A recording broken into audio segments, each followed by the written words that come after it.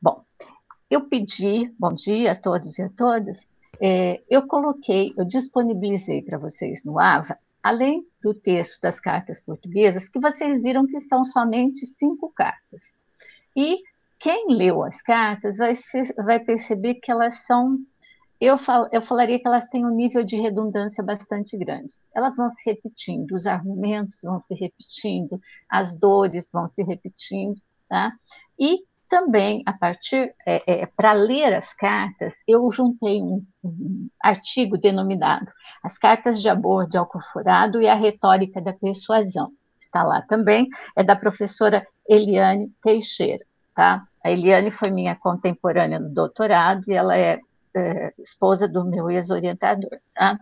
Então, é um texto bastante didático, o da Eliane, tá? Por isso que eu coloquei. Só fazendo um breve histórico das cartas, tá?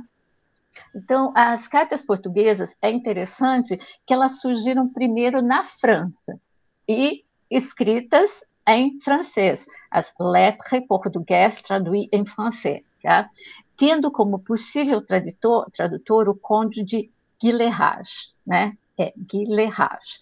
Em torno das cartas, eu já falei para vocês, há uma série de dúvidas, entre elas dados históricos sobre a autoria e sobre a tradução. Essa é uma polêmica não resolvida até hoje. Então, eu parto do pressuposto, assim como a Eliane e, por conseguinte, vocês, de que a Mariana teria sido a autora das cartas, tá? Agora, por que traduzidas em francês? Por que saídas primeiro em francês? Bom, dentro de um convento, e mulheres como ela, pertencentes à nobreza portuguesa, sabiam francês.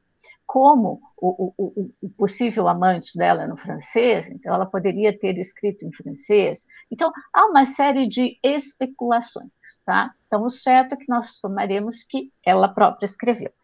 De modo muito rasante, depois vocês podem procurar mais informações, a Mariana Alcoforado ela teria nascido em 1640, então ela faz parte desse século XVII, onde está alocado também o padre Antônio Vieira, nas preleções que o Raul fez, vocês notaram isso, e esse século XVII dominado pela Igreja Católica, tá? Por seus preceitos, por seus preconceitos, os seus, mesmo na tradição literária desse espaço temporal, os membros da Igreja Católica eram os principais artífices do texto literário. Então, aí eu vou espirrar, gente, eu vou parar um pouquinho, tá? Fique à vontade.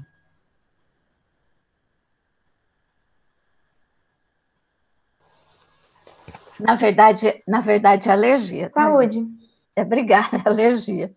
Então, ela teria nascido em 1640, na cidade de Beja, e teria sido enviada muito cedo para o convento da Conceição, também em Beja, tá? Essas informações, mesmo no texto da Eliane, vocês encontram, tá?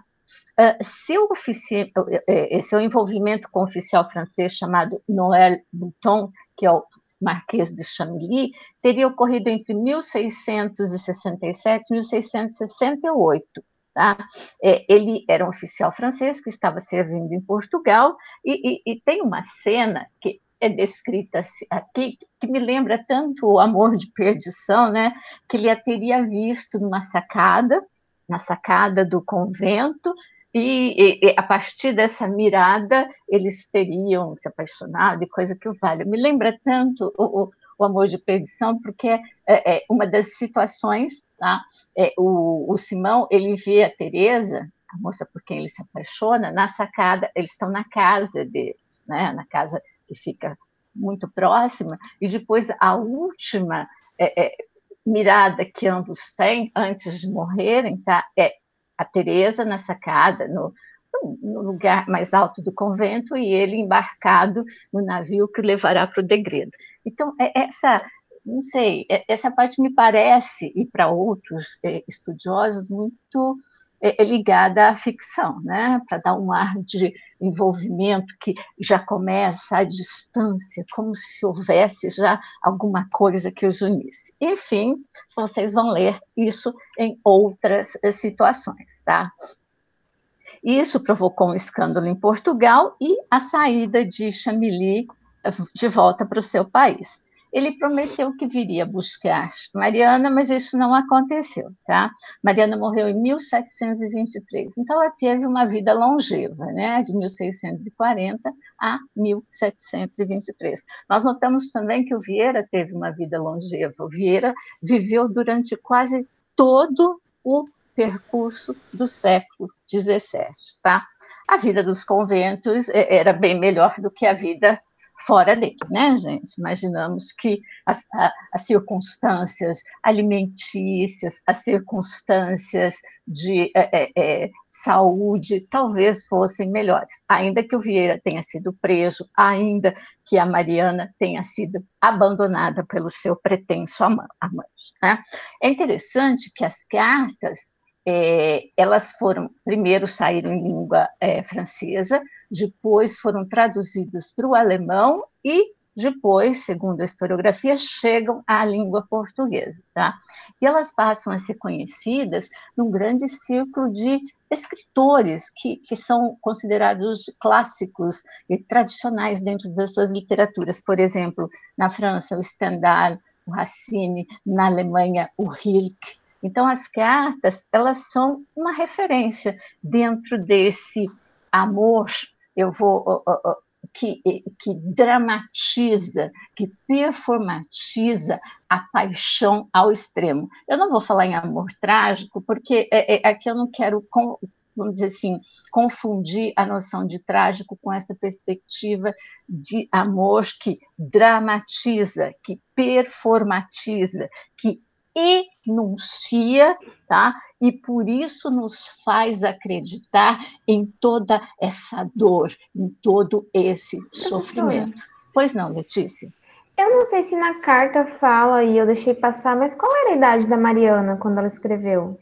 Então, se você tem que ela se envolveu em 1667 e 1668, e que elas teriam sido publicadas em 1669 na França, ela teria 28, 29 anos. Ela não teria 30 anos, tá? Então, vejam que as cartas, Letícia e todos os outros colegas, tá? Elas estão muito próximas do momento em que ela teria vivido a sua aventura com o Chamilly, tá? E também muito próximas ao subsequente abandono. Porque, vejam, se o envolvimento teria ocorrido entre 1667 e 1668, em 69 as cartas já estão publicadas na França.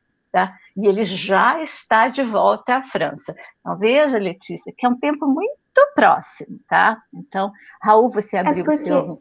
Pois não, Letícia, depois eu passo. Assim, quando eu li, eu achei, assim, eu fiquei arrebatada pelas cartas, eu confesso, eu achei arrebatadora a leitura e tal, mas eu pensei que ela fosse bem mais nova que isso, eu achei que se tratasse de uma jovem, tipo, com 15, 16 anos, e por isso esse fervor, essa emoção tão grande nas cartas. Não esperava que ela fosse já tão mais velha. Uhum. Raul, pois não. Não, eu já estava aberto, eu esqueci de fechar.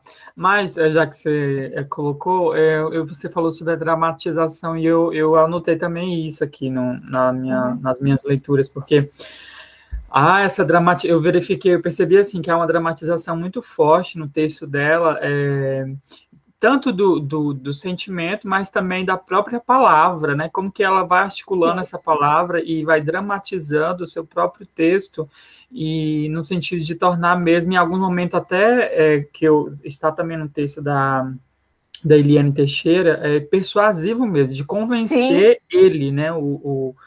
O Chamilly, o Marquês de Chamilly, eu acho que é assim que pronuncia, né? E eu fiquei pensando sobre isso, assim, como que ela trabalha a linguagem no sentido mesmo de convencê-lo do seu sofrimento, né, da sua lástima, enfim, desse momento em que ela se encontra, de como que ele a deixou, né?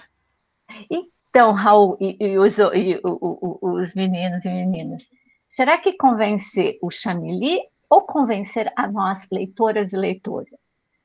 Leitores e leitoras, porque a Letícia, ela deu um depoimento. Quando ela leu as cartas, ela se sentiu arrebatada. Ah, essa também é uma questão. Por isso eu selecionei o texto da Eliane, porque o texto dela vai trabalhar com essa perspectiva da persuasão, não necessariamente e somente do correspondente, do destinatário, mas também destes outros destinatários, porque quem publicou isso, Raul, estava interessado, possivelmente, nestes outros destinatários. E as Sim, cartas eu fico pensando assim no destinatário, no sentido do Marquês aqui, como que eu posso dizer? Como instância do texto. Mas tá. a gente sabe que, em alguma medida, esse destinatário é também um leitor. Sim. E há essa relação, sim, eu consegui perceber também que, em alguma medida, o leitor também está ali, né? Sim, Nesse lugar. ele está incluso. Adriele, por favor, à vontade.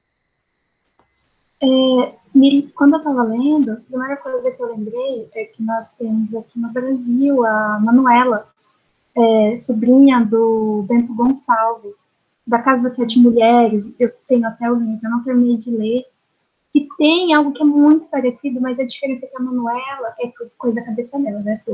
Porque na história ela não conheceu o Giuseppe Garibaldi. Sim. E ela cria, assim, que ele é o amor da vida dela. E o livro, para quem não conhece, é um diário da guerra, de como está sendo, porque lá nos Pampas eles estão tentando a independência e tal. Bento Gonçalves realmente existiu, Manuela também realmente existiu, mas esse romance não existiu. A cabeça dela é muito parecida com isso. Eles tiveram uma paixão avassaladora e ele depois ele não quer mais ela, ele acaba se apaixonando pela Anitta, né? Era a Ana que passou para ser a Anitta, que eles foram para a Itália depois. E aí vocês falando da questão, falando da questão do convencimento, da trama, eu lembrei os sofrimentos do jovem Werther. Também. E é um século antes, mas assim, é da perspectiva de um homem, diferente das cartas, e realmente também são cartas. E é muito parecida essa questão de sempre voltar no sentimento de que eu a amo demasiadamente, não sei o quê. E tem muito disso, dessa questão da persuasão, né? No caso ali, ela está escrevendo para o amado, no sofrimento de Jovem Werther, ele está escrevendo alguma coisa assim.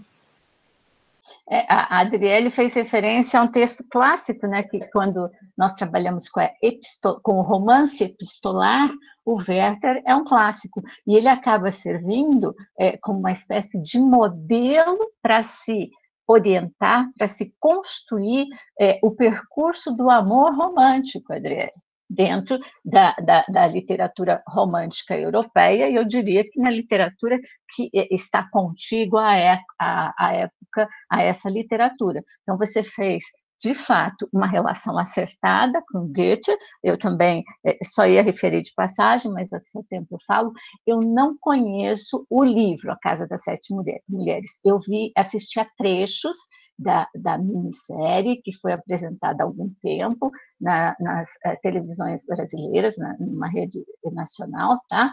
E eu realmente não sabia que era um diário de uma dessas mulheres. Então, veja, se é um diário, tem essa proximidade do íntimo, essa proximidade da construção de um percurso dessas personagens a partir dos seus sentimentos, a partir da sua afetividade. Então, vejam, você colocou aí esse envolvimento da personagem da Casa das Sete Mulheres com o Garibaldi não teria existido. E essa também é uma dúvida. Será que teria existido? Porque o Chamilly existiu como sujeito civil, mas será que ele teria mesmo se envolvido com essa moça lá em Portugal durante esse período? Ou ela terá o conhecido também de passagem e coisa que vale? vamos aceitar que ela teria passado por esse não só o sentimento em relação a ele, mas uma aproximação física dele, e a partir disso se constrói essa perspectiva de, como eu chamei antes, de performatização desse drama amoroso, tá? Porque ela enuncia e anuncia essa perspectiva dentro do seu texto, e nós acabamos nos fiando nessa performatização. Então, mais importante do que isso terá acontecido de fato, é que naquele texto isso acontece. E a realidade daquele texto, as cartas, as epístolas, é isso que nos convence de que de fato teria acontecido. Como no Goethe, tá? Inclusive, o Goethe ele conta quem foi o amigo dele, por onde ele passou. Então, essas circunstâncias da realidade factual também acabam por nos convencer, né, Adriele? Você também, na Casa das Sete Mulheres, você teve a Revolução Farroupilha, você teve as personagens, então há toda uma relação desse ficcional com uma perspectiva histórica que acabam envolvendo a nós, leitores. Aí existem também, como Raul levantou anteriormente, e o texto da Eliane Teixeira, essa perspectiva de persuasão. Então, há elementos linguísticos que nos vão, vamos dizer assim, persuadir não só desse sentimento, mas também da realidade factual dele. Pois não, Letícia, à vontade. Eu fico pensando, eu me questionei sobre isso, se esse romance existiu mesmo pela questão da honra, porque naquela época a mulher era protegida por tudo isso, e o homem ou era forçado a casar, ou acontecia algumas coisas por ter manchado a honra dela. E se veio a público e ele realmente manchou a honra dela, por que não fizeram nada a respeito? Por que eles não foram forçados a ficar juntos, como seria o procedimento padrão, digamos assim? Então, aí, segundo também essa historiografia, essa história que cerca o casal, ele seria casado em França. Então, ele não estava, vamos dizer assim, vulgo, avulso. Ele estava em Portugal a serviço, tá? Então, se cria esse cenário dele estar sozinho, se cria essa situação dentro do conhecimento dele e de Mariana, tá? Não sei se por pela sacada, não sei se foi tão, usando aqui, entre aspas, romântico assim, ou se foi em outras circunstâncias, tá? Mas ele era casado em França. Então, isso certo, é que ele vai sumir assim, de Portugal. Ele vai ser devolvido para a França por algum motivo, e de lá não se terá mais notícia dele. Tá? Nós teremos a notícia das cartas que foram dirigidas a ele, publicadas na França. Só vai existir enquanto palavra, né? Sim, ele existe, vamos lá, como personagem destinatário das cartas, tá? Ele existiu, ele esteve em Portugal, há registros, mas agora, dessa relação com ela, e como essa relação se deu, por que ele vai embora e coisa que valha, tá? Porque ela já estava no convento, pelas biografias que a gente lê, desde muito jovem, desde adolescente, quer dizer, como se ela já fosse prometida para essa vida religiosa. Como muitas pessoas eram, a maioria das vezes, naquela época, e como são até hoje. Tá? Então, ela já estava ingressa nesse lugar. Ao contrário, depois de que eu vou mostrar, nas cartas de Heloísa e de Abelardo, em que ela não estava ainda, mas ela vai ter que ingressar na vida religiosa como uma punição pela situação em que ela se envolve com Abelardo. Então, Mariana não vai precisar ser punida, sendo privada da sua vida pública no convento. Ela já estava lá. Tá? Agora, se houve uma punição, foi o afastamento dela, de Chamilly, que retorna à França e retorna possivelmente a um casamento ou algum envolvimento que ele tivesse por lá. Tá? Então, mas o que importa, isso o Raul frisou bem agora nessas últimas falas, é o texto literário e como ele é capaz, vamos lá, a carta literária, e como ela é capaz, por via de expedientes linguísticos, retóricos, de nos convencer, de nos fazer acreditar que aquilo teria ocorrido e que aqueles sentimentos são os sentimentos que tomam a Mariana no seu percurso. Isso é significativo. São as palavras que nos convencem mais do que as ações da Mariana. Porque, veja, eu sempre tratei aqui, em todos os textos em que vocês forem ler sobre isso, as ações e a relação da Mariana com esse possível amante francês, tá? Elas sempre estão no plano da probabilidade e da possibilidade, enquanto as cartas, elas existem. Enquanto as cartas, elas estão registradas, seja em português, seja em francês, seja em alemão, seja em inglês, tá? Então, a Mariana existe como a remetente dessas cartas. Ela existe como parte interessada desse processo que deveria ser uma correspondência, mas não é, porque a gente não tem uma resposta do Chamilly. Pelo menos não nesse rol, e pelo menos não que eu tenha notícia. Então, veja, por isso, as cartas aqui, essa perspectiva. Isso é uma narrativa, ela conta do seu dia a dia, ela conta do seu desespero, ainda que isso seja cíclico, repetitivo, redundante, mas ela faz isso como um modo de persuasão, tá? Veja, em alguns momentos ela até se coloca, ela faz alguns exercícios, ou é possível verificar alguns exercícios retóricos no texto, nas cartas, inclusive quando ela se coloca no lugar dele e responde às próprias perguntas que ela faz em alguns momentos, né? Que tem também isso no Padre Antônio Vieira. São as perguntas retóricas, que não é para o outro, elas não são para o outro responder. Eu as respondo porque eu tenho a resposta. O outro, a resposta dele, ou ele não tem, ou seriam respostas diferentes. Então, não me interessa necessariamente o que o outro vai dizer. Então, eu mesma, ou eu mesmo respondo essas questões. Ela usa, então, procedimentos muito semelhantes aos do Vieira, nos seus sermões, muito semelhantes vamos dizer assim, a da literatura que se faz até hoje. Tá? Então, vejam, essa é a grande questão. Não sei se eu respondi, mas pelo menos tentando colocar isso em questão. Tá? Então, outra questão das cartas. Pois não. Desculpa cortar sua fala, não, mas aproveitando a fala do Raul, tem uma coisa que me chamou muita atenção, eu acho que foi no final da carta 12. Sim. E ela, acho que na última parte, ela começa a falar dos sentimentos dela, como, tipo, raiva.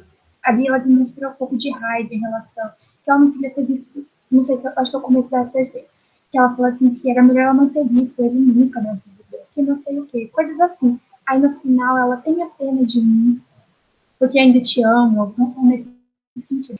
Ela é que a gente vê, eu acho que é muito, esse arrebatamento é muito, porque ela é muito humana nesses sentimentos, porque ela tá com raiva, mas ela ama ele, ela tá lutando contra os sentimentos dela. Eu acho que isso é uma coisa assim, que nos convence dessa paixão dela por esse homem, porque ali ela tem aquela confusão, ela mesma fala que ela não sabe dizer o que ela está sentindo, porque ela mistura os sentimentos, e a carta é assim, por mais que tenha essa volta nos sentimentos, uma hora é raiva, na outra palavra é uma paixão, outra hora ela tem um sentimento de compaixão por si própria, outra hora ela já está com raiva do que ela está sentindo. Acho que isso pelo menos para mim, na leitura, é muito forte, essa questão dos sentimentos tão humanos. Sim, isso que você falou, Adélia, são sentimentos humanos e antagônicos. No momento, ela sente uma profunda raiva de ter se apaixonado.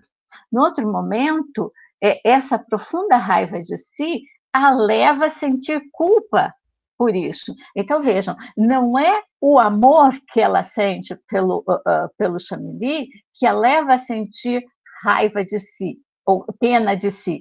É a raiva que ela sentiu de si mesma que a leva a sentir culpa, que a leva a sentir compaixão de si mesma. Então, vejam, é um sujeito altamente voltado para si mesmo, e que faz nos acreditar como leitores que a questão está no outro, a questão está nela mesma. Tá? Os sentimentos circundam em torno dela mesma, tá? Circulam nela e teriam sido ocasionados pelo apaixonamento por esse sujeito. E, sempre lembrando, eu me lembro também, Tuane, Orgulho e Preconceito. Tá? Também, Letícia, o Raul falou do patos, quando a paixão é aquela coisa patológica, aquela coisa quase doentia. E as paixões, elas não são só da ordem dessa relação amorosa, dessa relação de compaixão. A ira é uma paixão, o ódio é uma paixão, a raiva é uma paixão. Então, durante todas as cartas, a remetente Mariana se demonstra em estado de apaixonamento. Ela chega a um estado extremo, que é um estado quase doentio, em todos os sentimentos que ela expõe. Seja a raiva dele, seja a raiva dela, seja a compaixão que ela sente de si mesma. Tá? Então, perceba que esse sujeito é, vamos dizer assim, o centro das atenções, o sujeito que remete a carta. A gente parece que é o outro, mas não, é ela mesma. Tá? Pois não, Letícia? Eu ia falar sobre isso, tipo, em uma das cartas ela fala que as freiras têm consciência que ela está doente por causa disso e passam a falar dele para ela, das coisas que ele está fazendo na França, de tudo que tem notícia para ela, como se para alimentar esse amor ou talvez para sarar essa ferida dela. E eu achei isso muito interessante. E também na questão da raiva que a Adriele mencionou, a terceira carta deixa isso muito mais explícito naquela parte que ela fala que pede para ele ordenar que ela morra de amor, porque se ela o amasse tanto como ela diz, ela já teria morrido antes mesmo de escrever essas 1000 coisas, algo assim. Sim, todas as cartas, elas vão, inclusive, no texto da Eliane, ela vai centrar a atenção nessa terceira carta. É interessante, vejam, que nós temos 5 cartas. Se a gente partir da perspectiva do texto trágico clássico, em geral, ele tinha 5 atos, sendo que o clímax, isto é, aquele momento em que há a virada, em que as situações se exacerbam, é no meio, no terceiro ato. Então, é interessante que há também esse percurso. Então, é como se tivesse aí um projeto de escrita voltado para esse aspecto persuasivo, tá? Então, um projeto encadeado pela própria Mariana, encadeado pelo francês que colocou, que diz que foi o tradutor das cartas, não sabemos. Vamos partir do pressuposto que a Mariana, uma mulher que estava no convento, que possivelmente teve uma educação mais elaborada, mais erudita que mulheres que não estavam lá, que mulheres que não eram nobres, vamos pensar a partir desse pressuposto. Então, nós temos essa configuração das cartas, tá? E nós nos fiamos nas cartas, que é o que nós temos, porque me parece, e isso procurando, que depois dela ter, a Mariana ter ascendido com as cartas, ela desaparece, ela volta a ser aquela figura invisível que está levando uma vida monástica dentro, num lugar fechado, tá? Então, esse é o ápice da vida dela, e é nesse momento em que ela vai se tornar conhecida do público. É interessante também fazer referência que o gênero carta, o gênero epistolar, nesse momento na Europa, ele é bastante, vamos dizer, está bastante em voga por conta da tecnologia das correspondências, por conta do correio, tá? O correio começa a circular mais, vamos dizer assim, humildemente, ele começa a aproximar as pessoas, tá? E então, veja, o que para hoje, para nós, cartas hoje são tão, vamos dizer assim, estão tão deixadas de lado, né? Lá no século XVII, o correio e toda aquela proximidade era um furor, causava espécie nas pessoas, né? Então, a gente também tem que pensar que nós não estamos no século XXI, nós estamos lá, estamos falando de um texto que está lá no século XVII, e há também, a partir do século XVII, XVIII, se acirra, as editoras, na França especialmente, elas começam a ganhar robustez. Então, vejam, a editoração e a circulação dos textos de livros, sejam de literatura, filosofia, qualquer área dos saberes humanos, também passam a ter circulação. Então, a gente também pode pensar, é lógico aqui, outra especulação que outros estudiosos levam a cabo, tá? A publicização para mais pessoas dessas cartas e do que elas envolvem, também poderia significar um grande furo editorial. Tá? Então, é para se pensar nisso também.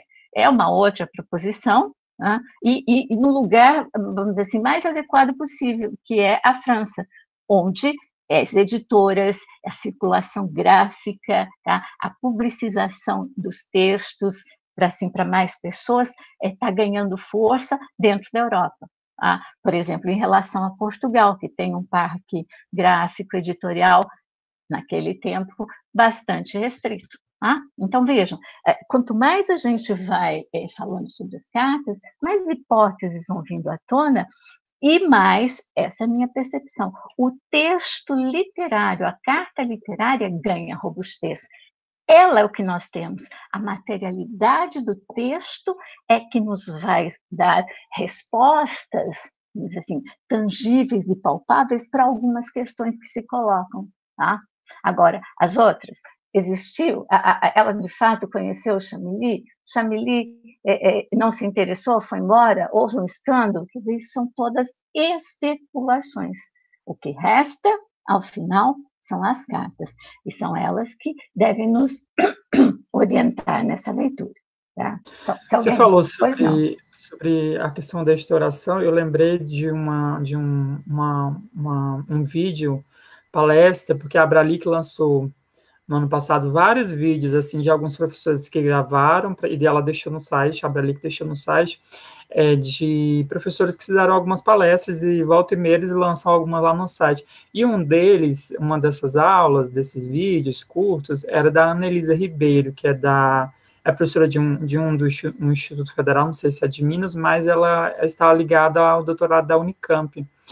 E o trabalho da Anelisa Ribeiro vem nesse sentido de verificar a contribuição, a participação das casas editoriais, das tecnologias disponíveis no momento, em determinadas épocas ou momentos da vida literária, como que elas contribuem significativamente até para certa inserção do texto na vida literária, ou seja, como que essas tecnologias do momento elas favorecem também, e elas contribuem com uma participação bastante significativa, até no processo decisivo de institucionalização de um livro como cânone ou não, a depender do ritmo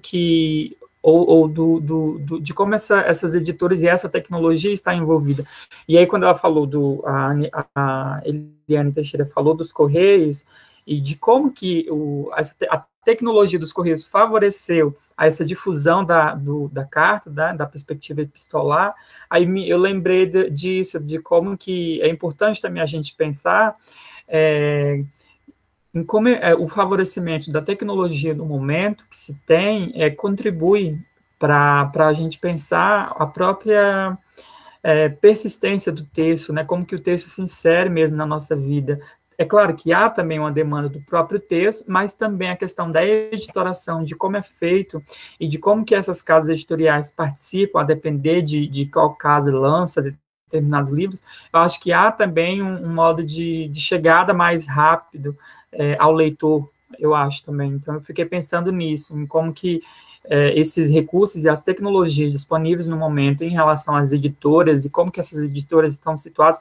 Não é o caso aqui, por exemplo, de editoras das cartas, mas eu fiquei pensando na tecnologia do momento, como que as editoras estão em relação a elas, para conseguir fazer com que um texto permaneça e se estabeleça como um texto significativo para determinado momento ou outro. Fiquei pensando nisso.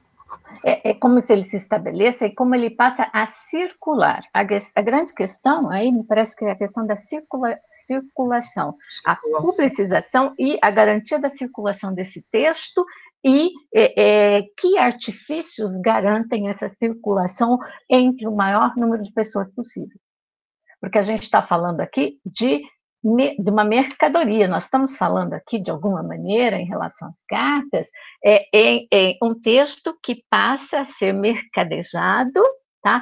Como talvez, nunca não, que a gente está pensando na França, mas que alcança um grande público, que alcança um grande, vamos dizer assim, que alcança repercussão entre esse público, tá?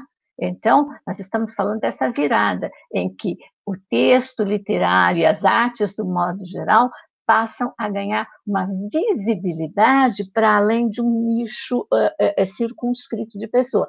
Não que o texto literário e as artes vão conhecer grandes espectadores, ou um público enorme, não, mas um público maior do que aquele que havia quando eles ficavam circunscritos, por exemplo, ao círculo de mecenato, ao círculo da nobreza, a lugares em que eles são patrocinados e que se voltam para esse público restrito que o patrocina. Afinal de contas, as casas editoriais são lugares de comercialização, são lugares que pretendem auferir lucros. Então, vejam como essa é uma questão que a Eliane, lógico, ela não vai tratar, tá? Porque não é esse o objetivo do artigo dela, mas ela lança essa questão dos correios e do gênero carta. Tá? Então, a partir vamos dizer assim, dessa fagulha, a gente acaba pensando em tudo isso. A Adriele levantou a mão primeiro, depois Letícia. Pois não, Adriele? Professor, quando o Raul falou dessa questão, me lembro de duas coisas. O Wattpad, que é uma das plataformas que um dos meus livros favoritos começou com a autora que publicou, já tem 32 anos, na época publicou no Wattpad, lá dos primórdios, né? E hoje faz sucesso mundialmente. Uma fantasia. E como que foi bacana, porque muitas editoras, eu vejo quando eu entro na Amazon, os e-books. A maioria dos e-books vem de onde? Do Wattpad. E hoje, porque aqui eu tenho Wattpad desde os meus 12 anos, por aí. Hoje eu tenho 20 anos, eu vejo que a maior forma de circulação, tanto principalmente música e livros, é no TikTok. Eu comecei a usar TikTok há pouco tempo. O tanto de livro que eu li sob a influência do TikTok é absurda.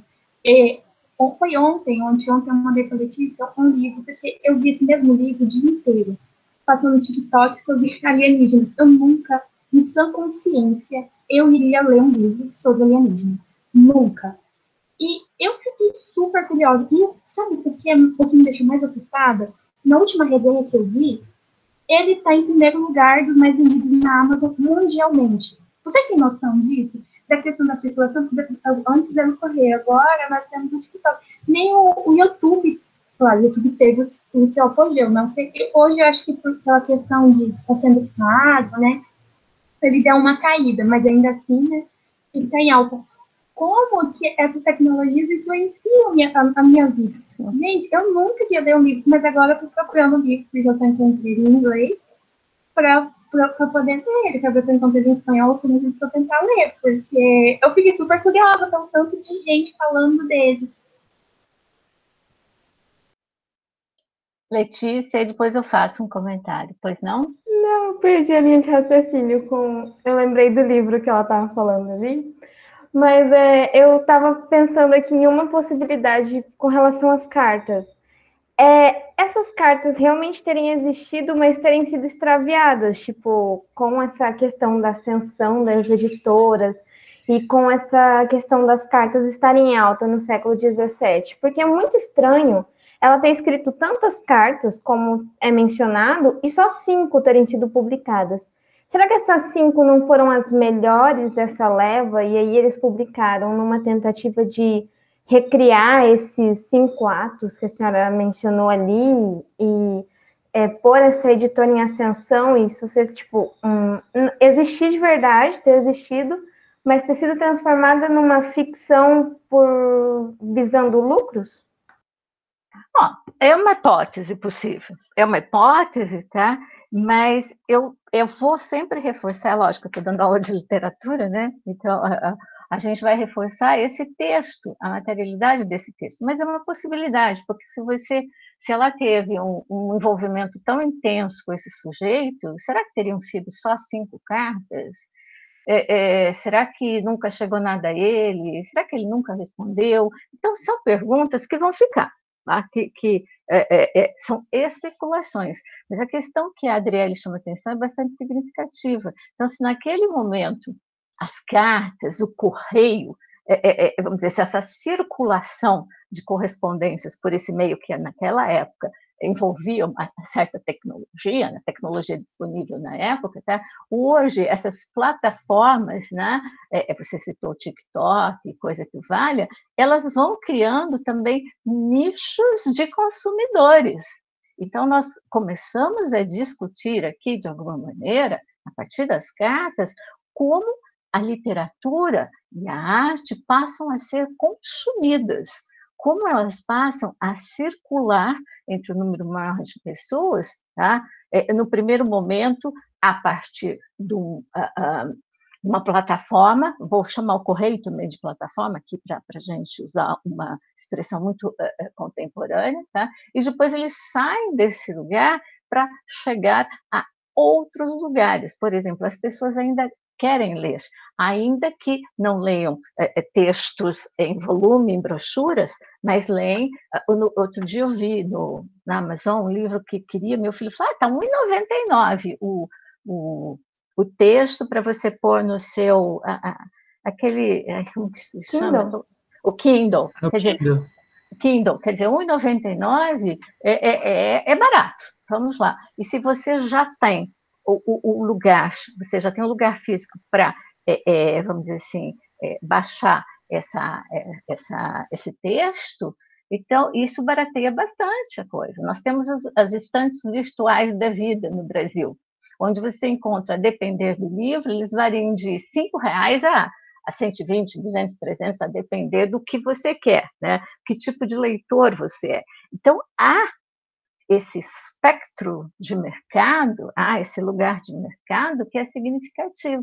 Então, as cartas acabam também ganhando esse espaço e circulando para além de França e para além de Portugal. Tá?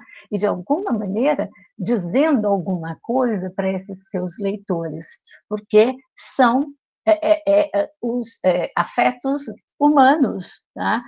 É aquilo que afeta o ser humano nas suas relações com os outros ou com o outro. E não é só uma relação de amor, é uma relação que envolve outros sentimentos. Tá? Então, por isso as cartas ganham essa projeção. Né? E ganham essa projeção também por conta dessa extensão tecnológica, que hoje a gente pode pensar, nossa, mas editora, gente, ela está bem próxima lá do Gutenberg, né? Você está mais próxima do Gutenberg e a criação da imprensa do século XVII do que nós, tá? Então, nós estamos em outras plataformas hoje. Vejam a importância delas, tá? Então, eu fiz esse comentário a partir do que a Eliane propõe no seu texto, para a gente pensar isso também, a importância da circulação.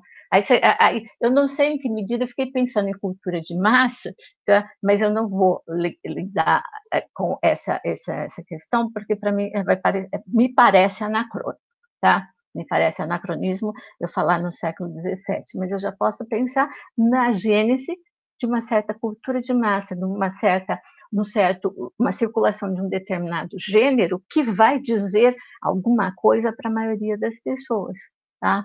Porque se a gente pensar, no século XVII, nós não temos a publicação de romances, como a gente vai conhecer os textos lá do século XIX, os textos românticos, realistas. Nós temos textos que estão muito mais próximos, textos narrativos estão muito mais próximos de uma perspectiva filosófica do que essa da narrativa da qual nós estamos tratando. Então, por isso aqui, as cartas entram em cena os sermões do Vieira entram em cena, porque eles são os textos, ou os diálogos do Francisco Lobo Rodrigues, aos quais eu fiz referência na aula anterior, eles entram em cena para a gente discutir narrativa literária, tá? Então vejam que o romance, a narrativa como nós a conhecemos hoje, e hoje ela já está em mutação desde o século XX, tá? Ela não é como aquela que havia no século XVII. Nós também temos que distinguir isso, nós temos que perceber que, por vezes, pensar no século XVII, nos romances lá século XIX, é anacronismo também, a gente está fora do lugar, tá? Então, se tiver mais alguma questão, tá? Eu só vou conectar meu computador aqui para carregar. Eu fiquei pensando nisso que você falou, Rosana, e inclusive eu queria destacar isso também com os alunos, que quando a gente propõe um texto, não é só para a gente ler a história e ter acesso à história que está sendo contada, é também, mas é para a gente verificar uma série de instrumentalização que está em torno daquele texto. Por exemplo, a gente colocou aqui a questão da circulação, a questão da persuasão, né, a questão da recepção do texto, tem várias instâncias, a questão da própria narrativa, do século XVII, do que se tem de literatura ou de texto em circulação nesse momento, ou seja, o texto abre uma série de discussões que essas discussões, às vezes, elas nos interessam muito mais do que a própria história do Chun-Li, enfim, e a personagem que está amando ou que não amou. Isso é um mote, mas também abre o diálogo para uma série de questões que essas questões são o cerne da aula e são questões que interessam a gente no sentido da gente discutir mesmo a questão da literatura portuguesa e fazer essas reflexões. Então, é importante que a gente se atente a isso e consiga, de alguma forma, estabelecer e pensar nessas proposições para além de uma história com início, meio e fim, do que está sendo contado, mas como está sendo contado, quais recursos são utilizados, o que está em jogo nesse momento. Acho que é importante também pensar sobre isso. Sim, por isso que no texto da Eliane isso está posto como uma questão, não é de só menos importância, mas uma questão que naquele momento ela não tocará. Mas como aqui a gente está pensando de um modo mais abrangente, lógico, tá?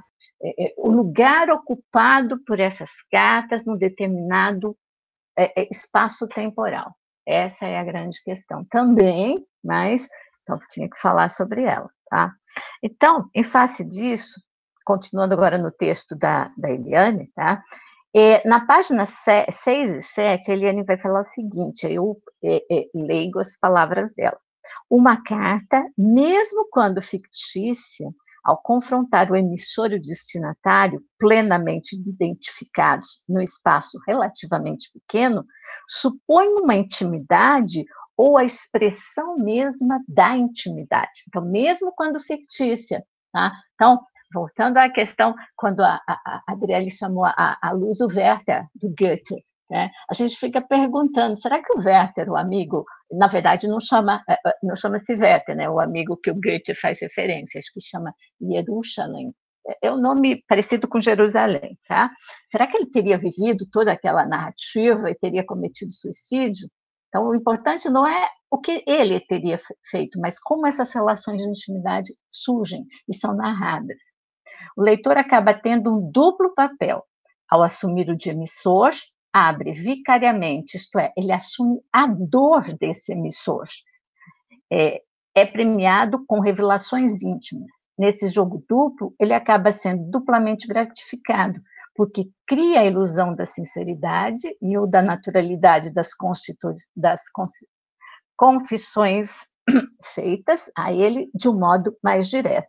Então, vejam, a ilusão de sinceridade é criada. Ilusão de sinceridade, não de verdade. A Eliane chama atenção para que a sinceridade dessa emissora. Tá? Verdade, em nenhum momento se discute a questão da verdade, porque a verdade está no âmbito da história, da construção da história, não no âmbito da construção ficcional, da construção literária. Tá? Aí sempre nos vem à tona, pelo menos na minha cabeça, vem o poema do Fernando Pessoa, né? O poeta é um fingidor, finge que sente a dor que devera sente, quer dizer, é o mote da sinceridade. Tá? Ele finge tão bem que a gente acredita. Né? E esse é o grande lance do texto literário. Como nós somos levados, como leitores, a acreditar nisso, tá? A acreditar na possibilidade, porque eu também não vou ser ingênua, eu penso que vocês não, também não serão, tá? Que isso deveria ou de fato aconteceu, mas na possibilidade da ocorrência disso. Tá?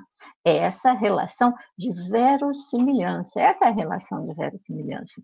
Não é relação com, não diz respeito à verdade ou mentira, mas diz respeito à possibilidade da ocorrência.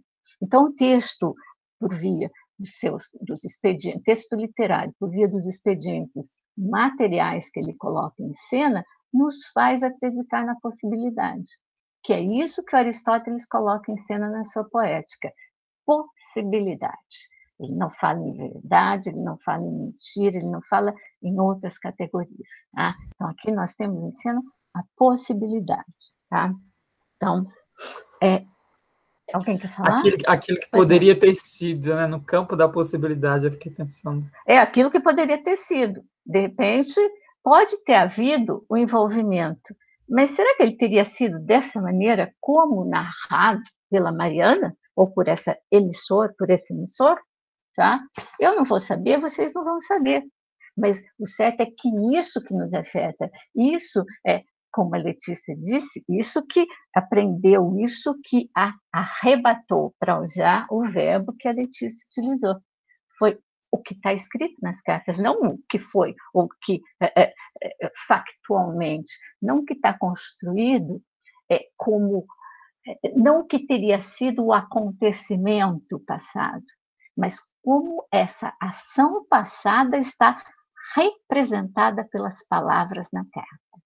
Né? Representação, essa é a grande palavra da literatura, como se representam as coisas, tá? Como elas são postas em cena. Veja, eu estou usando uma série de expressões que tem uma relação muito forte com o texto dramático, tá? Ator, cena, o percurso em atos e coisa que o valha. Tá?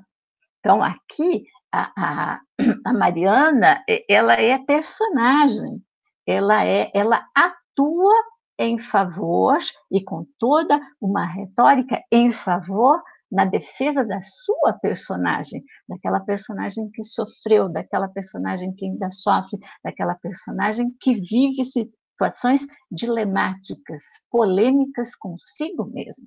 Tá? Isso está em cena. Então, ela atua em prol ela atua em prol da sua defesa. Né? E outra questão que a Eliane também coloca é que as cartas da Mariana, elas não são uma simples colagem, tá? Mas são obra de um processo intencional e estrutural, tá? No qual um amor conheceu um final infeliz, muito semelhante ao que vai acontecer em alguns textos românticos. Vocês devem conhecer textos românticos, seja da literatura brasileira ou da portuguesa. E alguns finais são, vamos dizer assim, bastante infelizes, tendo uma tônica que, por vezes, lembra a das cartas. Porque ou a personagem é abandonada porque o outro morre, ou porque o outro enlouquece, ou porque o outro desaparece, tá? Ou porque ambos os protagonistas românticos têm esse fim. Então, lembra muito. Eu não vou chegar ao ponto de dizer, já é um texto romântico. Não, não é. Mas já tem um germe que vai, me parece que está lá no século XIX, depois nos textos românticos. E veja essa questão. As cartas, elas têm um percurso, elas vão. Aí a Letícia falou que leu a terceira com mais destaque, a Adriele passou pela segunda. Quando você lê o conjunto, você percebe que ela está num processo ascensional. A primeira é mais, assim, mais tranquila, não sei, mas ela é mais tímida em relação aos sentimentos, e isso vai num crescendo. Então, vejam que não é só pegar cartas e juntar, copiar, colar, recortar e colar. para a gente usar um linguajar contemporâneo, tá? Mas é um processo de construção e de, vamos dizer assim, dando ênfase a determinados sentimentos e que vão chegar até o leitor, tá? Aqui, né, as cartas, então, elas já fizeram parte desse gênero literário, narrativo, estando muito próximas de um ensaio, tá? Porque tem um poder analítico, sintético e confessional.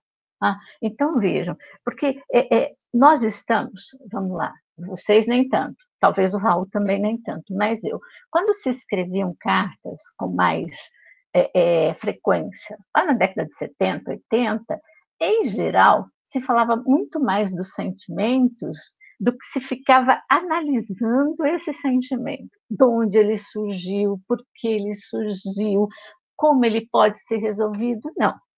Então, aqui vejam, essa construção das cartas da Mariana, e aí eu vou entrar um pouquinho nas cartas do Abelardo e da Luísa, está muito mais próximo dessas discussões que hoje estão em circulação dentro do gênero que nós chamamos de ensaio.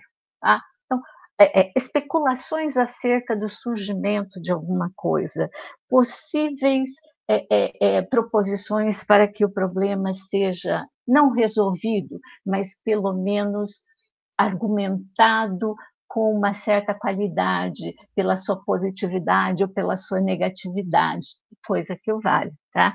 Aí eu vou me permitir ler um trecho, esse aqui é o Correspondência de Abelardo e Luísa, tá? Vocês devem achar online, né? É um texto que circula, eu não tenho certeza, tá? Mas circulam online, tá? Deixa eu ver.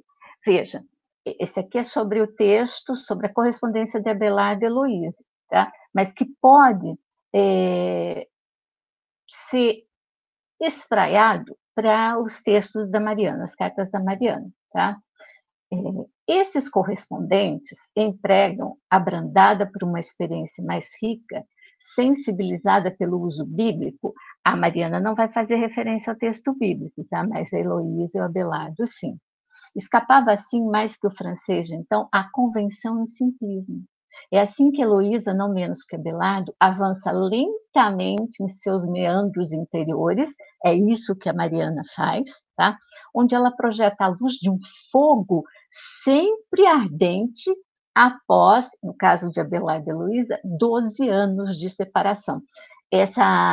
Esse fogo ardente ainda está no projeto das cartas, ainda está escrito nas cartas de Mariana, tá? Contudo, seria vão lê-la com a imediatez que fingem exigir as confissões modernas, tá? Então, não é um sentimento imediato, é um sentimento pensado, repensado, dolorido, que atravessa as cartas de Abelardo e Luísa e também da Mariana. Tá? E aí eu passo a falar algumas questões das cartas do Abelardo e da Heloísa que podem ser importantes para a leitura das cartas da Mariana. Por exemplo, tá? As cartas de Abelardo e Heloísa, não sei se alguns de vocês já ouviram falar, se já leram, tá? Elas são lá do século XII, a Idade Média, tá? Franceses, Abelardo e Heloísa eram franceses, tá? Abelardo era professor na Universidade de Paris, e por isso ele devia ter voto de castidade, tá? Isso era pedido dos professores naquela época, tá? Estava nas universidades. E a Heloísa, ela foi discípula dele. O tio dela era bispo, ele tinha um cargo importante na Igreja Católica na França, em Paris, na universidade, e acabou vendo na sobrinha boas perspectivas para o estudo, para a filosofia, e contrata Abelardo como preceptor. E eles acabam se envolvendo amorosamente, e isso termina num desfecho trágico para os dois, tá? Que depois eu chego nisso. Tá? Então, no caso de Abelardo e Heloísa, há uma narrativa que se alterna de um narrador para outro, enquanto nós não temos nas cartas de Mariana uma resposta do Chamilly, porque se elas existiram, não estão ali naquele compêndio. Aqui nós temos, vamos dizer assim, a troca de correspondência. Nós temos, como diz o título do texto, correspondência de Abelardo e Heloísa. E nessa troca, nessa correspondência, se misturam sensibilidade, desejo, o real empírico, a imaginação, a moral e a ética, e, no fundo de tudo, um mundo que se divide entre o mundo dos homens, o universo secular e o mundo divino, o mundo de Deus. Então, tem essas orientações para as cartas de Abelardo e Heloísa, são muito parecidas com as diretrizes das cartas de Mariana. Então, voltando a ela, sensibilidade, desejo, o real empírico e a imaginação, e, no fundo de tudo isso, um mundo dominado pela presença de Deus, que é o universo do século XVII também, é assim, tá? A presença de Deus é bastante significativa pela presença da Igreja Católica, da Inquisição e coisa que o valha, mas também esse universo de sentimentos e de afetos humanos, que se colocam, por vezes, diametralmente contrários a esse universo divino, tá? O amor descrito, o amor posto em cena pelo Abelardo, é o que a gente chama de amor cortês. É o amor que estava em cena nas trovas, ou seja, há um ideal de amor em relação a uma dama, tá?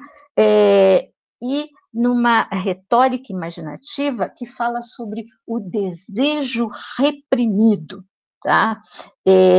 Que não deve ser expandido, não deve prosseguir, mas que deve ser cantado para melhor ser representado e melhor ser, vamos dizer assim, enobrecido. Se a gente pensar nas cartas da Mariana, esse desejo e esse amor que eu chamei aqui de amor cortês, ele não existe, porque ela é uma mulher. Tá? Então, vejam que há, inclusive, uma distinção de gênero quanto àquele sujeito que está por detrás das cartas. Enquanto, se a gente... Eu não me lembro, mas com vocês, só dou as formas narrativas, eu não estou vendo a poesia portuguesa. Eu não sei se o semestre que vem vocês vão ser meus alunos, mas semestre que vem eu vou trabalhar com uma disciplina também chamada poesia portuguesa. E aí eu vou inteirar vocês a mais disso. Quando nós lidamos com as trovas, com as cantigas, lá no período trovadoresco português, nós temos uma divisão que é clássica, né? Que vem em manuais da própria época medieval, as cantigas de amor, de amigo, de maldizer e de escárnio. Tá? As cantigas de amor, elas têm um eu lírico masculino. Então, a voz que está posta nas cantigas é uma voz masculina. E as cantigas de amigo têm um eu lírico feminino, isto é, a voz que está posta nas cantigas, nos poemas, é uma voz feminina. Há muitos debates acerca de teriam sido mulheres as escritoras, as autoras dessas cantigas de amigo em que a voz é feminina, ou teriam sido homens também que acabavam se distinguindo por essas vozes por conta dos sentimentos, por conta dos afetos em circulação. Porque nas cantigas de amor, então, vejam, é como que se representa uma relação medieval que você tem um senhor e você tem o vassalo. Tá? Nessa relação de senhor feudal e de vassalo, tá? Que é uma relação de dominação e uma relação de subserviência, o eu lírico masculino das cantigas de amor, ele está aqui, ele é o vassalo. Então, ele presta homenagens, ele fala do seu amor, ele rende toda uma série de pompas para sua senhora, para sua amada. Enquanto nas cantigas de amigo, esse eu lírico feminino, ele vai tratar de relações mais aproximadas do ponto de vista dos corporais. Então, o eu lírico feminino já teria sido amante, namorado, ele vai falar, esse eu lírico feminino vai falar em amigo desse outro a quem ele fala do seu amor. E esse outro, em geral, partiu para a guerra, sumiu, não apareceu mais. Então, vejam, há uma relação desse eu lírico feminino com alguma coisa muito mais próxima do res do chão e dos corpos do que desse eu lírico masculino. É como se o homem, ou a voz masculina, a voz masculina pudesse falar de sentimentos muito mais nobres e ligados a um aspecto mais racional, mais enaltecedor, fora do espaço das relações cotidianas, enquanto o eu lírico feminino estivesse mais no rol das relações cotidianas e do mundo do prazer físico e coisa que o valha. Então, vejam, é uma distinção de gênero, tá? Isso lá no século XII, mas que parece que ainda impera em algumas situações, tá? Até hoje, parece não, acho que não parece, acho que é, tá? E mesmo no texto literário. Então, Aí eu fico pensando, às vezes, como o Chamilly teria respondido às cartas da Mariana? Será que ele teria respondido como o Abelardo respondeu a Heloísa? Porque o Abelardo falava, não, você deve ficar aí no convento, você deve se voltar para Deus, nós devemos nos afastar daquilo que nos uniu, esqueça tudo, tá? Enquanto ela resistia e persistia no seu amor a Abelardo, frisando e enfatizando que ela vai para o convento, ela vai para a vida monástica por conta de um pedido dele, e não porque ela estava destinada, porque ela tinha algum prazer em servir a Deus como ele propunha. Então, vejam, há uma relação, inclusive, mais cerebral, se eu posso usar uma expressão mais do vulgo, em relação aos sentimentos colocados em cena por um eu lírico, por um narrador masculino e por um eu lírico ou por um narrador feminino. Pois não, Letícia? Eu estava pensando aqui, eu li num texto da outra matéria de literatura que a gente tem sobre as mulheres que escreviam com esse eu lírico masculino, com essa linguagem masculina, para se misturar e terem a sua obra reconhecida, tipo, como se elas fossem homens, só que elas sabem que são mulheres, mas escrevem como se fossem homens e escrevem para homens. Há alguma possibilidade dessas cantigas de amor estarem incluídas nisso, de algumas dessas cantigas serem escritas por mulheres, mas como se fossem homens para homens? Olha, há possibilidade sim, Letícia, há possibilidade porque algumas delas são assinadas, você tem autoria, outras não têm autoria, mas mesmo as que têm autoria, a gente também há de notar, além de uma questão de gênero, Letícia, há uma questão de hierarquia. Uma parte significativa desses, ou se não todos, desses trovadores, tá, portugueses, e aí você pode pensar em outros trovadores, eles eram nobres, havia reis, ou eles eram ligados à nobreza. Agora, uma questão também é possível. Eles poderiam se apropriar de textos alheios, inclusive de pessoas que não sabiam ler nem escrever, e, vamos dizer assim, apor lá nesses textos as suas assinaturas. São possibilidades, porque se a gente pensar, por exemplo,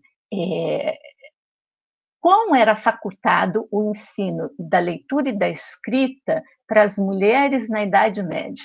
Como elas tinham acesso? Possivelmente uma minoria de mulheres tinha acesso a isso, e eu penso que quando elas iam para um convento, porque vejam, o espaço conventual, o espaço da Igreja Católica, reservado para mulheres, era um dos poucos lugares em que a questão da cultura circulava para elas de um modo mais a miúde. Agora, a nobreza, nós temos na história de Portugal e da Europa toda, reis analfabetos. Os sujeitos sabiam lidar com os rumos da sua nação, sabiam lidar com os negócios de Estado, mas não sabiam ler e escrever. Tá? Então, a gente fica pensando nesse universo alfabetizado, mas na Idade Média, e mesmo nos períodos subsequentes, isso era facultado a uma minoria. Tá? Então, há a possibilidade e muito, vamos dizer assim, bastante grande, de haver mulheres que faziam as trovas, que circulavam com trupes por feiras não só em Portugal, mas na Europa, e que cantavam esses textos. Mas o nome delas não está ali posto, tá? Por conta dessas relações de gênero. Isso acaba... E isso até hoje acontece, tá? Nós sabemos que muitos textos, tá? Eu estou com um dicionário aqui, ele é um dos melhores, de escritoras brasileiras, a professora Meli Novaes Coelho. Então, a gente vê, por exemplo, uma noiva do Bilac, do Olavo Bilac. Ela, eu não me lembro do nome dela, tá, gente? Depois eu posso consultar. E ela é uma grande poeta, e um dia ela mandou um poema para ele disse que era bom, que era legal, mas que não ficava bem para ela, uma mulher, fazer circular ou tornar público um texto daqueles, um texto escrito por uma mulher. Então, vejam, isso lá, já no século XX, né, virada do XIX para o XX, o Olavo Bilac, tá, dizia isso. Então, veja, se o sujeito escreve isso para a noiva, e é um poema com consistência, um poema com qualidade, a gente fica pensando nos tempos anteriores, em que isso era apropriado, tá? Era reapropriado pelos homens. Tá? Eu estou falando isso para dizer não só vamos dizer assim, das relações sociais de gênero, mas como isso está representado na constituição do próprio texto literário. Quem é capaz de ter sentimentos racionais, sentimentos nobres? O homem. A mulher, não. Ela está ali no sentimento resto do chão, ela está ali mais interessada em atender os seus próprios desejos corporais e coisa que o valha. Ela é aquela que se apaixona e perde a cabeça. Então, vejam que a gente está tratando disso também, Letícia. Tá? Pois tem, não, Rosana, tem uma proximidade das cartas da Mariana com a cantiga de amigo? Tem. Porque eu verifiquei isso, lendo assim, eu falei, eu vou até colocar isso na aula, eu fiquei pensando, porque me lembrou muito enfim, o que se espera de o que tem em torno de uma cantiga de amigo, me lembrou muito o sofrimento, a partida de alguém que foi, e não tem notícias, e aí a mulher sofreu, esse feminino que fica sofrendo, e aí vem todas essas desventuras que esse jogo dessa relação propõe. Aí eu até escrevi aqui que as cartas me lembraram muito as cantigas de amigo. Sim, elas têm uma relação. Aqui eu parti, porque eu estou falando um pouco, estou adentrando no texto de Abelardo de Heloísa. Eu parti do amor cortês, que é o amor expresso por esse eu lírico, ou por esse narrador masculino, para me contrapor a esse outro amor, a esse outro lugar de sentimentos que emana, que é enunciado pelo eu lírico feminino, pelo narrador feminino. Tá? Inclusive, as palavras utilizadas, elas estão mais, vamos dizer assim, destacadas, elas estão mais envoltas por expressões, as palavras, o texto se constrói a partir de palavras e expressões muito mais próximas do dia a dia, do cotidiano, do que as expressões que o amor cortês coloca em cena. Então, vejam que há uma tradição. Por isso que, quando eu falo em tradição, tem alguma coisa que cheira a anacronismo, mas são substratos que permanecem na constituição do texto, e isso até hoje a gente percebe. Tá? Há na escrita feminina, se vocês gostam, se vocês leem alguma mulher, vamos falar da Clarice Lispector, que eu sei que a maioria de vocês tem algum contato com a obra dela, há um traço íntimo, há um traço que se volta para esses sentimentos que por vezes são pequenos, mas são transformados em alguma coisa grande que enche não só o coração, mas o corpo, tá? De uma amplitude, por vezes quase inexplicável, né? Então, o texto de autoria feminina carrega isso, né? Interessante você estar falando, Rosana, porque eu não tinha feito essa ligação. Olha, realmente não tinha. Ou seja, como que a gente pode ver isso desde a Idade Média, por exemplo? Você está sugerindo de alguma forma que é uma possibilidade, né? Que é uma E possibilidade. eu não tinha pensado nisso. E realmente, porque se você pega a Cantiga de Amor, por exemplo, há essa idealização, essa coisa do perfeito, do sentimento nobre. Isso aí, se verifica muito, né? E na cantiga de Ami, que seria essa voz feminina do texto, você já consegue verificar mesmo o cotidiano naquilo que a palavra sugere, em termos mesmo do dia a dia, da dificuldade, do problema, enfim, de toda uma série de ressonâncias que há na vida cotidiana, que talvez estejam muito mais próximas do factual, vamos assim dizer, em linhas gerais, tá? E eu fiquei pensando agora nisso que você falou, falei, gente, uma leitura que eu não tinha feito, de como que o texto feminino, de alguma forma, traz essa outra perspectiva que que não tem a ver com uma espécie de uma idealização, mas com com relações muito mais próximas e talvez de uma outra forma que consiga trazer muito mais vicissitudes da própria vida. Sim, ela traz aquele... por que eu estou sofrendo? Estou sofrendo porque alguém me abandonou. Isso é muito...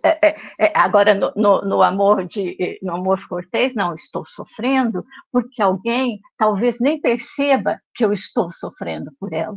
Parece que essa pessoa ela é um ideal, vamos colocar assim, vulgarmente, ideal do tal neoplatonismo classicista, renascentista. Tá? Então, neoplatonismo quer dizer, eu amo, mas eu amo porque eu projeto a minha imagem ali, não porque eu já estive ali, não porque aquilo me diz alguma coisa com relação à constituição desse sentimento, mas porque eu projeto, porque eu nem entrei em contato. Então, essa nobreza, pelo menos no nível ficcional, tá? Porque vocês podem, mas esse sujeito nunca amou aquela... Não, ele pode ter estado com ela, mas no nível da construção textual, da enunciação, esse sujeito, ele só ama cerebralmente, ele só projeta o ideal de mulher, tá? Enquanto a mulher, nesse eu lírico, ela já teria passado por esse lugar. Pois não, Tuane?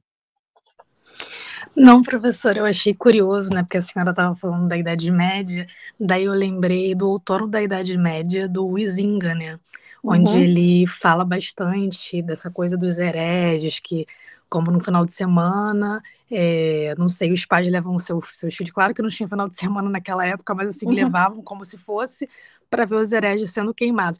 E, ao mesmo tempo, tem essa coisa platônica, nobre. É muito curioso, né, fazer essa correlação. Essa correlação, Tuane, por exemplo, tem um texto, que o meu está lá na universidade, eu preciso um dia lá recolher alguns textos. Há um romance, é o que eu mais gosto, tá? Agora eu posso falar, do Saramago, chamado Memorial do Convento. O Memorial do Convento tem como pano de fundo histórico, esse século, já o século XVIII, não o século XVII português, mas o XVIII. Mas esse século XVIII português ainda está marcado pela Inquisição, pelo Tribunal do Santo Ofício, Tuane, e várias das cenas marcantes do texto são cenas em que as pessoas estão fazendo a procissão, eu vou chamar de procissão, com aqueles que foram condenados pelo Tribunal do Santo Ofício. Então, é gente que vai ser queimado em praça pública, tá? Em Lisboa e em outras cidades, e especialmente em Lisboa, e a população está na janela, a população está nas calçadas, aplaudindo, gritando, em estado de êxtase, sabendo que esses sujeitos vão ser queimados. Tá?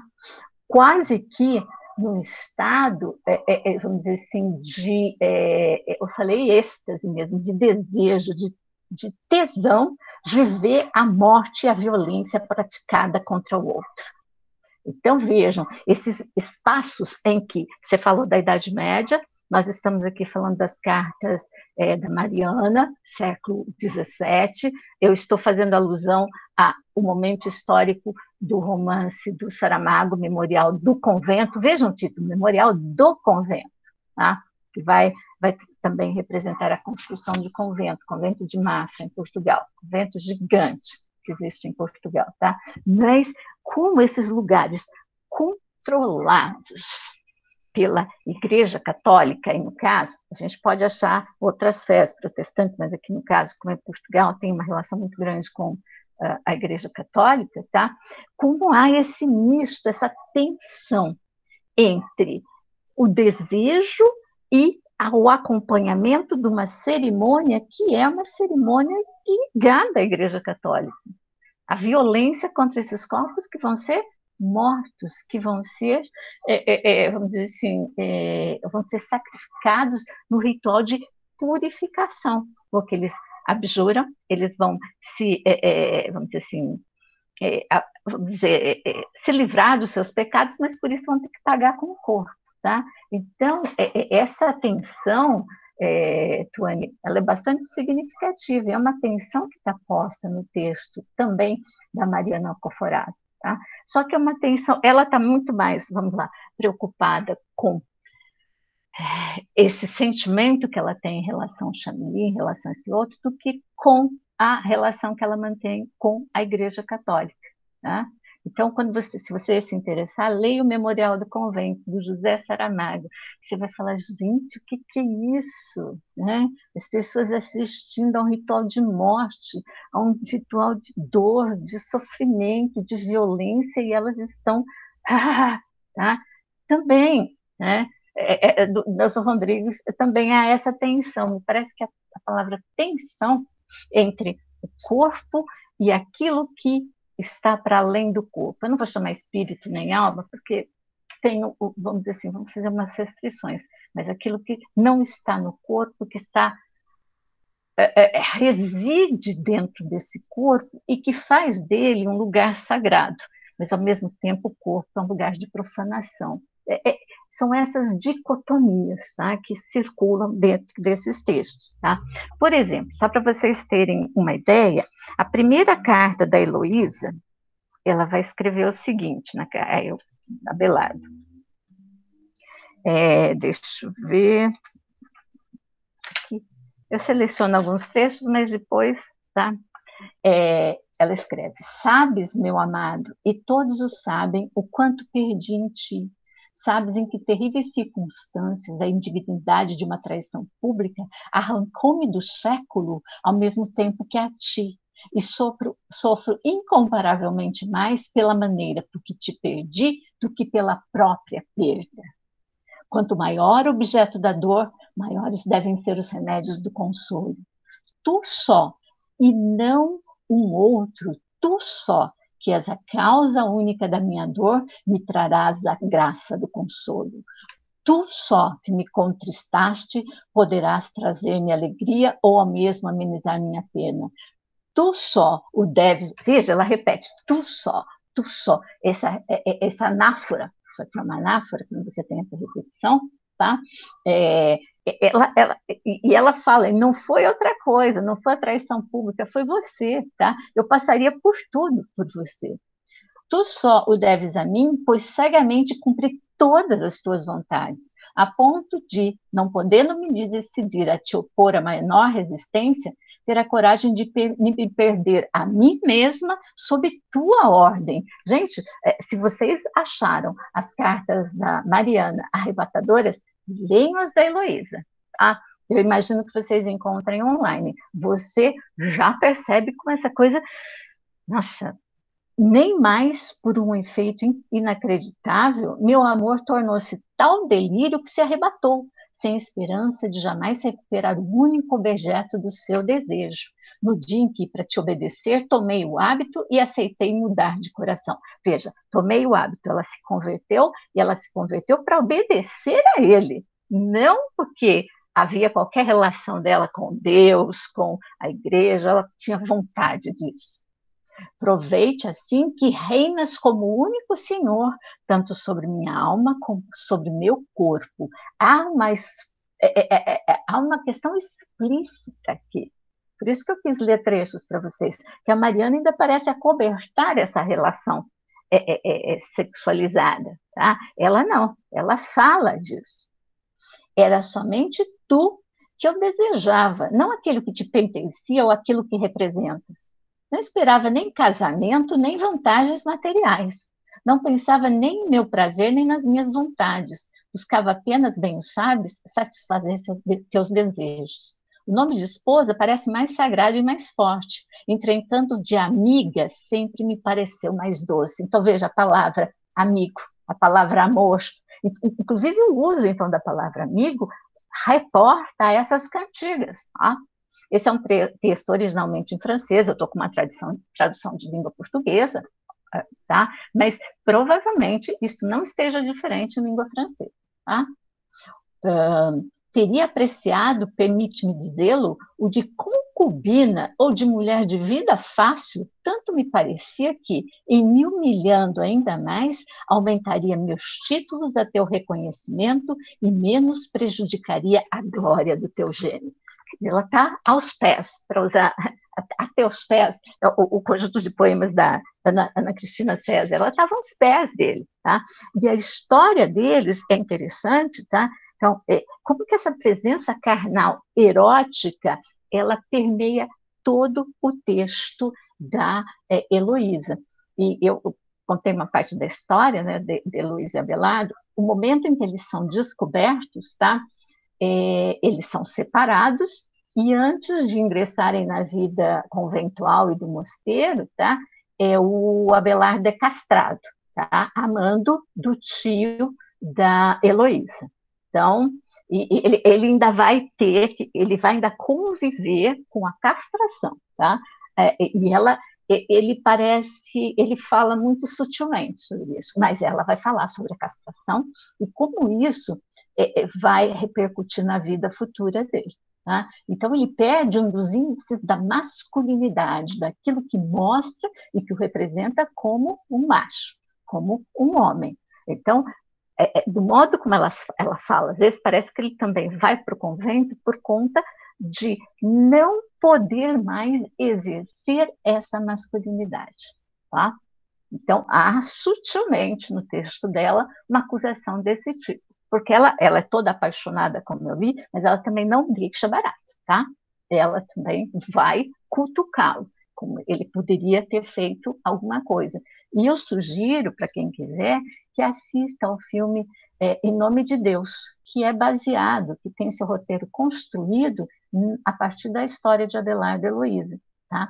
É um filme, olha, ele tem... Hoje eu diria que não se fazem filmes como aquele, ou se fazem poucos, tá?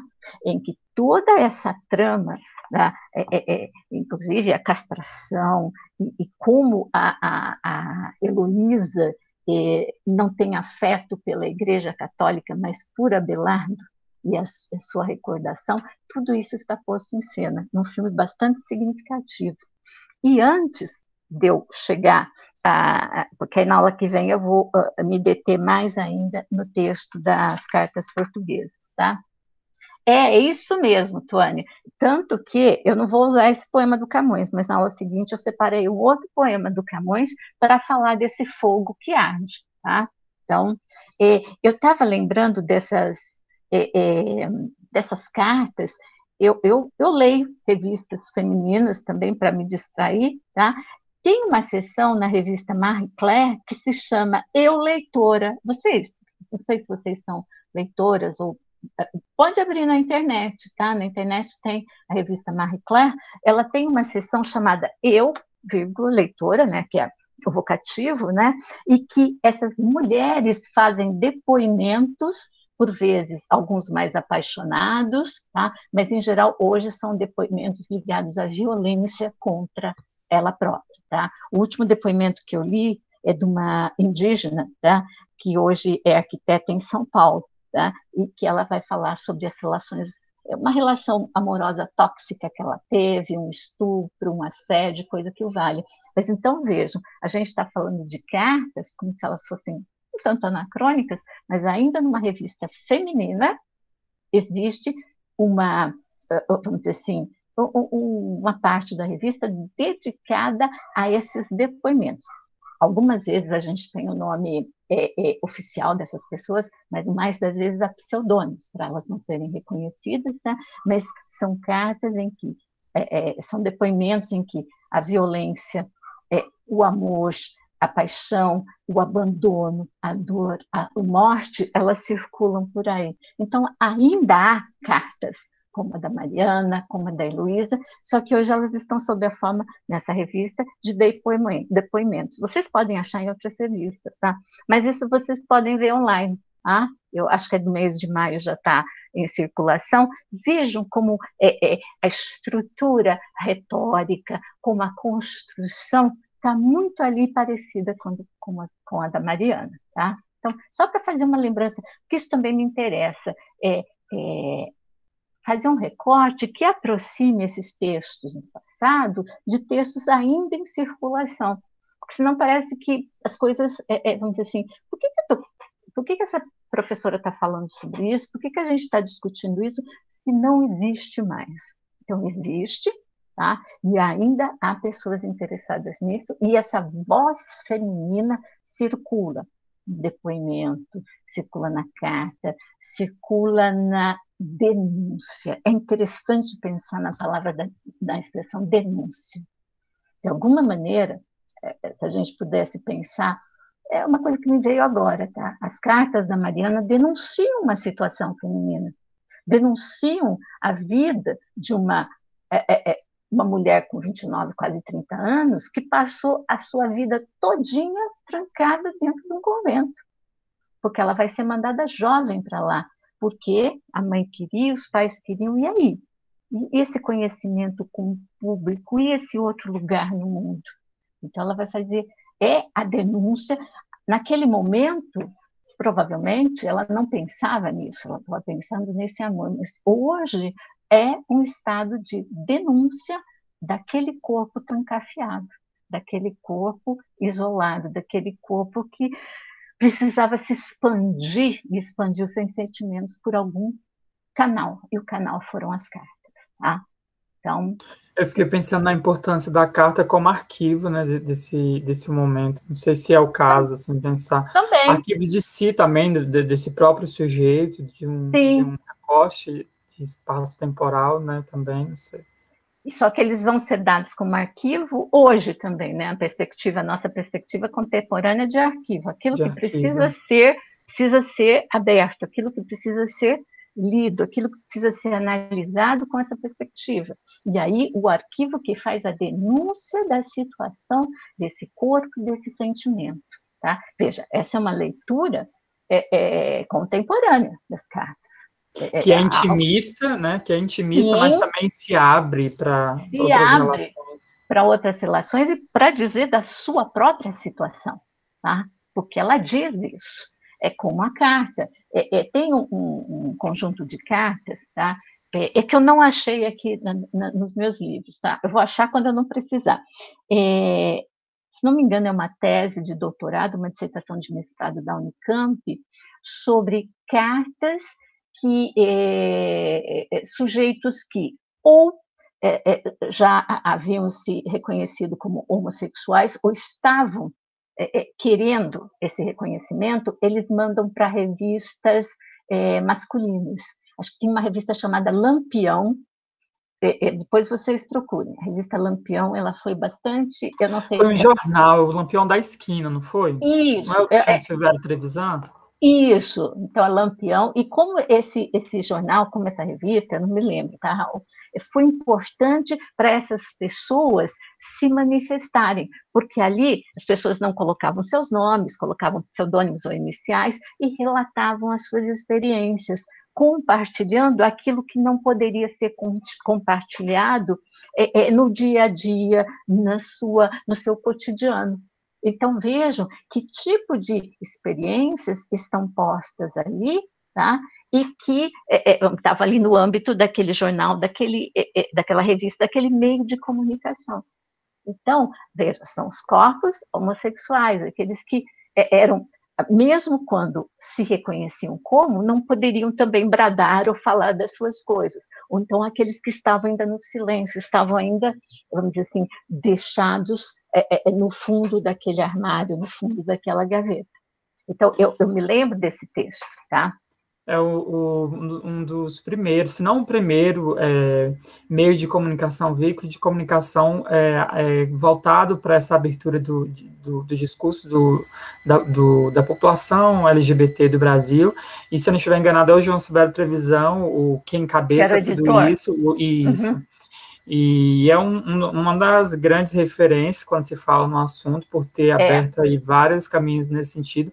E aí um clássico dele é Devastas no Paraíso. Ele lançou um outro mais recente, que é o Pai Pai, que ele faz uma referência ao sofrimento que ele teve ao longo da vida dele por ter sido homossexual, por ser homossexual, como que o pai violentou ele, e aí ele faz referência ao abandono do pai, e aí ele fala pai, pai, que seria a mesma frase que Jesus teria falado na cruz quando é abandonado por Deus. Ele pai, diz, porque me abandonaste. porque me abandonaste. Aí ele faz essa referência a esse momento da história da religião e tudo, a religião judaica, e a vida dele, fazendo essa relação, essa ponte, né? Por que o pai dele o abandonou? E aí, você falou nisso, eu lembrei do João Silvério Trevisan, gosto muito dele. Eu lembrei por conta do Lampião e dessa pesquisa, porque ali vai se falar sobre as correspondências. Então, essas cartas, o que elas dizem, e mesmo quando elas estão no espaço público, quando elas são publicizadas, como também esses sujeitos se preservam, né?